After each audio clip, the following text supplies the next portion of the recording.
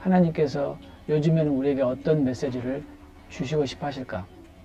이 말씀을 제가 또 컨펌한 것은 이제 성경에 하나님께서 그 마태복음 24장에서 또 말씀하시고 또 25장에서도 계속 이어서 말씀하시면서도 때를 따라 양식을 나눠줄 자가 누구냐?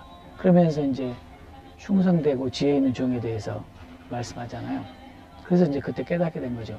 그 때를 따라 예를 들어서 우리가 그냥 간단하게 교회사를 돌아보면 하나님께서 초대교회 때부터 이제 로마의 국교가 되기까지는 사실 강력한 성령님의 역사하심으로 말미암아 성령님의 사역이었다고 볼 수 있잖아요.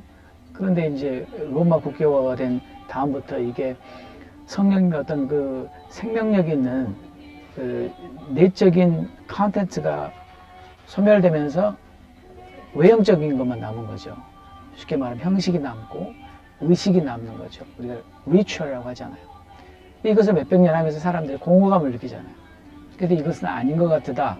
그러면서 이제 사람들이 추구하기 시작한 게 이성주의 아니에요.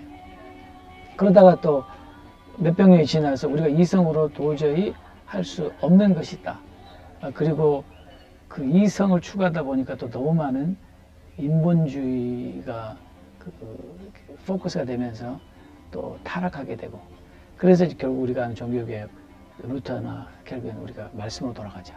그래서 이제 16세부터 하나님의 말씀이 강조되기 시작했잖아요. 근데 그 이후에도 보면 하나님께서 신기하게도 루터를 통해서 강조하셨던 그 믿음, 우리가 아는 그 오직 믿음, 솔라 피데, 그 오직 믿음이라고 하는 것을 아주 하나님께서 강조하셨지만, 그러나 약 200년이 지나면 하나님 의외로 요한 웨슬레라고 하는 사람을 통해서 강력하게 거룩함을 강조하시잖아요. 성결함이 너무나 필요하다. 그러다가 약 한 200년이 지나서 1906년, 1903년 우리가 이번에도 들었지 않습니까? 전 세계에 성령이 다시 부어주시면서 부흥이 일어나는 그런 일들을 보게 되죠. 그래서 1906년에 1907년에 평양 대붕도 있었지만 1906년부터 9년까지 아주자에 3년 동안 부어졌던 그 폭발적인 성령의 역사로 소위 말해서 근대 오순절 운동이 태동하게 되고, 그러면서 하나님의 복음이 전 세계로 퍼져나가게 되잖아요.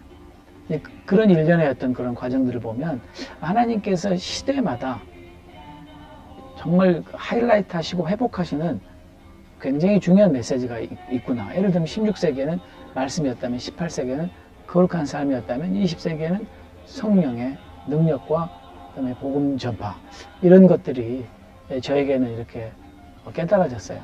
그렇다면 하나님께서 매 200년 주기로 그렇게 시대에 맞는 중요한 어떤 그런 메시지 주신다면 작은 단위에서도 또 지역적인 영역 안에서도 그렇게 하시지 않겠는가. 그래서 저는 그걸 이제 저희 교회에 적용한 거죠. 하나님께서 우리 성도들에게 주시는 메시지가 뭘까? 전 사실 늘 그 고민이에요. 언제나 무의식 중에든 의식 중에든 늘 제 고민은 하나님은 지금 우리에게 무슨 말씀을 들려주고 싶어 하실까?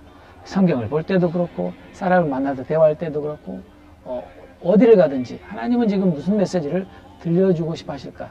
이것이 몸에 배어 있어요. 항상 이게 이 안테나가 세워져 있는 거죠. 그러면서 이제 메시지를 픽업을 해요. 하나님은 이미 우리에게 말씀하셨잖아요. 기록된 66권의 책을 통해서. 그런데 매일 우리가 66권의 책을 다 읽을 수가 없잖아요. 매주 그걸 다 볼 수가 없잖아요. 근데 하나님께서 우리에게 적어도 우리가 매주 한 번 꼭 들어야 될 메시지가 있다면 하나님께서는 우리에게 어떤 방식으로 말씀하실까? 틀림없이 하나님은 주의 종을 통해서, 주일날 예배를 통해서 말씀하실 것이다. 그러면 그 메시지가 뭔지를 찾아내는 건 저의 잡이잖아요. 그 성도들이 하는 게 아니잖아요.